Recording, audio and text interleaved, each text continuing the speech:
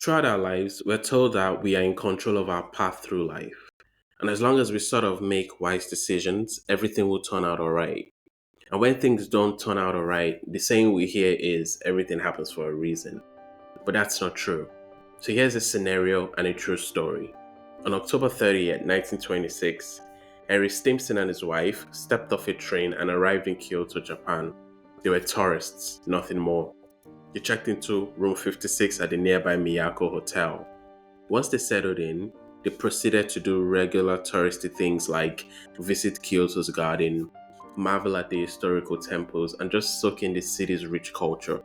6 days later, Mr. and Mrs. Stimson packed up, paid their bill, and left. At the time, it was just a pleasant trip, the kind you might reminisce about years down the line. They couldn't have known that this ordinary vacation would later influence one of the most consequential decisions in human history. 19 years later, Henry Stimson was no longer just a traveler. He was the US Secretary of War, deeply involved in World War II, and also a member of the Target Committee. These individuals were responsible for contemplating and making a short list of which Japanese city would be the first to face the unimaginable force of the atomic bomb. By this point, Germany had surrendered and the war in Europe was over.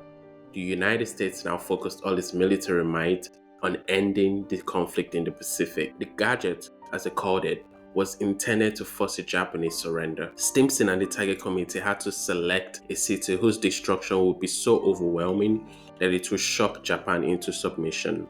The committee looked at several options. Kyoto was one of them. You see, Kyoto wasn't just any city, it was an intellectual hub with an educated population, home to the prestigious Kyoto University. Striking Kyoto would completely paralyze Japan. It would not only cause tremendous damage, but it would also shatter the Japanese will to continue in the war. The Target Committee concluded and agreed Kyoto must be destroyed. They also agreed on three backup targets: Hiroshima, Yokohama, and Kokura. So by late July 1945, the plan to unleash the bomb was in motion. But there was a problem, at least for Henry Stimson. 19 years earlier, he had visited Kyoto with his wife, immersing himself in its culture, walked the streets, probably enjoyed the food, and admired the temples. For him, Kyoto wasn't just another name on the list, it was personal. He had to get Kyoto removed from the list, and time was running out, so he needed to act fast. These guys in the committee are going to be hard to convince, but he at least had to try. He fought hard, meeting with the head of the Manhattan Project, speaking with top military commanders, and even bringing his case to President Truman himself. He argued that destroying Kyoto would be a mistake, morally and strategically. So after intense lobbying, Kyoto was removed from the list. With Kyoto spared, Hiroshima moved up to become the first target. And unfortunately, on August 6, 1945, the bomb fell over Hiroshima and humanity is still yet to recover from this moment. In an instant, the city was reduced to ash and rubble. The explosion obliterated nearly everything within a 2-kilometer radius, claiming the lives of approximately 70,000 people, many of whom were civilians, including women, children, and the elderly. Things took an even darker turn 3 days later on August 9th. The plan was to drop the second bomb on Kokura, but on that morning, as American B-29 bombers approached Kokura, thick cloud cover blocked their view. The pilots, not wanting to waste the weapons on a guess, and they were probably running out of fuel, moved on to the secondary target, Nagasaki. And at 11:02 a.m., the second bomb struck Nagasaki, causing immense loss of life and suffering. There are several layers to this story that makes it really unfortunate and kind of fascinating at the same time. How is it that a simple vacation taken by a couple could end up having such a profound impact on the course of history? How does a cloudy morning decide who gets to die and who is spared? Think about it. Nagasaki was a last minute pivot because of cloudy weather over Kokura. That is insane. It is insane to me because it goes against everything society tells us. You see, we are fed this delusion of individualism, that if we just make the right choices, if we focus on getting the big things right, like choosing the perfect career path, managing our finances perfectly, or making the smartest moves, we'll end up exactly where we're supposed to be. People say things like, oh, I don't believe in luck, and I just roll my eyes. We pretend chance doesn't matter, as if everything is always within our control.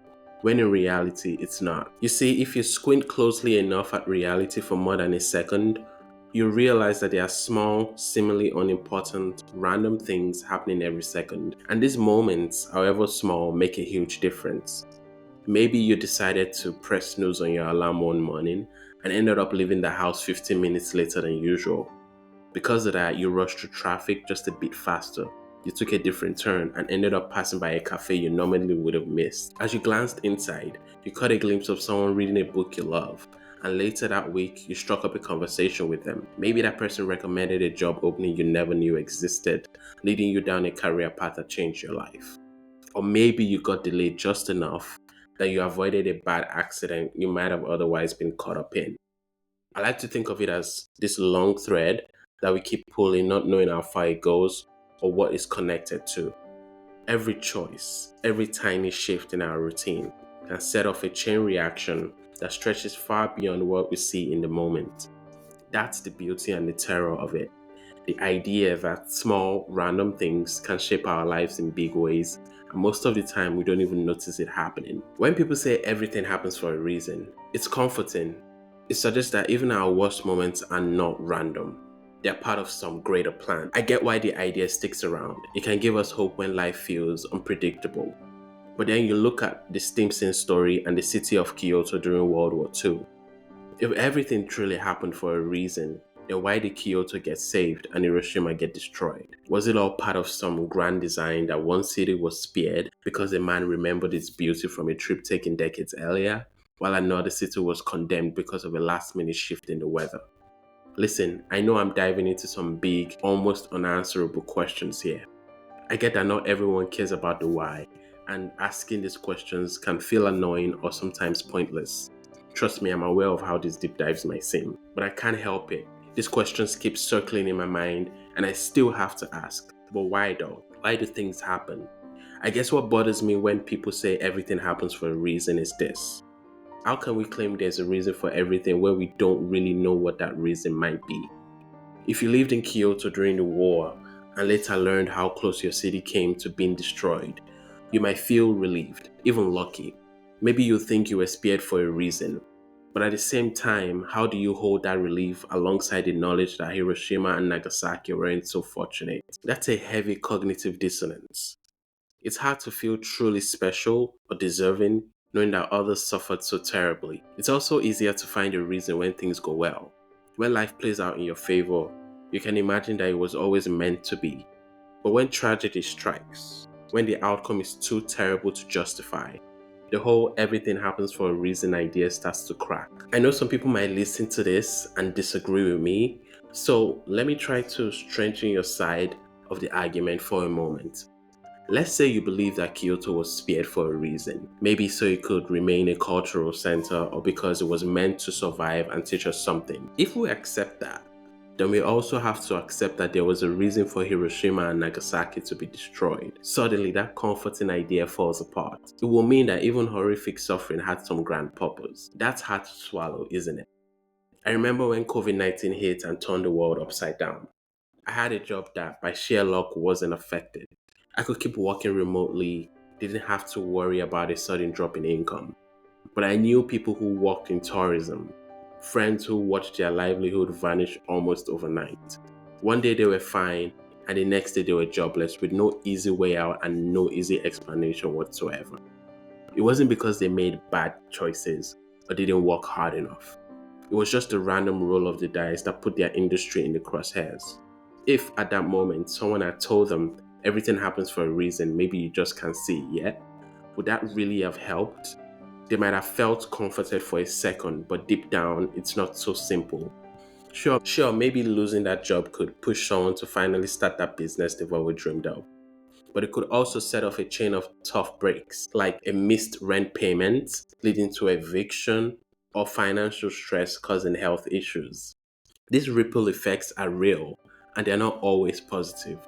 It's one thing to find meaning when things go your way, but it's another to apply that same logic to someone else's pain. That's where the cracks start to show. The pandemic is an unfortunate example of what we've been talking about. Most of the time, we go through life seeing it as a simple chain of cause and effect. We can order products online and know exactly when they will arrive. We can go to Starbucks anywhere in the world and it will taste the same.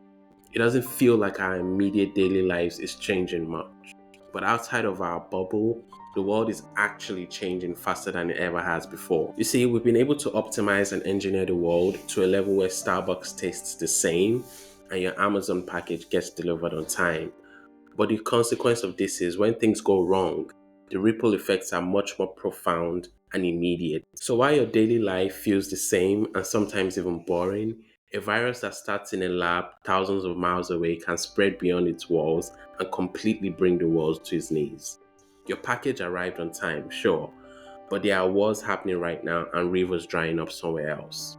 The world is actually more unstable than we usually admit. So what do we do with all of this? Do we just leave everything up to chance? If there isn't some grand reason behind everything that happens, does that mean we should give up or feel hopeless? Well, not exactly. If anything, realizing how unpredictable life can be should remind us how connected we all are. Look at the Henry Stimson story. The influence of small, tiny choices. The fact that we live in a world where small, random events can have huge consequences. This reminds me of those time travel movies. You know, those ones where a character goes back in time and is warned not to touch anything because changing even the slightest thing could shape the entire future. Well, that's our reality. Whether we realize it or not, every action, however small, has a ripple effect. It might not always be obvious, but it's there. We control nothing but influence everything. It is scary to admit because we crave a neat explanation for everything. But if we look at how modern decisions affect our daily lives, it becomes clear that life isn't always so tidy. Sometimes are just swept up in events beyond our control. So how do we live with all of this randomness? One way is to recognize that life doesn't come with a built-in purpose. We exist first, and then we decide what it all means. If events themselves don't carry a reason, we can still choose to give them meaning after the fact, by how we respond, by what we learn, and by who we become in the process. Instead of waiting for a grand plan to reveal itself, we write our own story. That's the heart of existential thinking. We're free to create purpose in a universe that doesn't hand it to us. This doesn't mean nothing matters. If anything, it means everything matters more, because we are the ones shaping the outcome. It's our actions and all those tiny, seemingly random choices that ripple out and form the future. So when someone tries to be nice and say everything happens for a reason, if you're like me, you might overthink it and start seeing all the holes in the argument. Or you could simply accept it as their way of saying, hey, I'm rooting for you. Either way, remember that meaning isn't always handed down from somewhere else.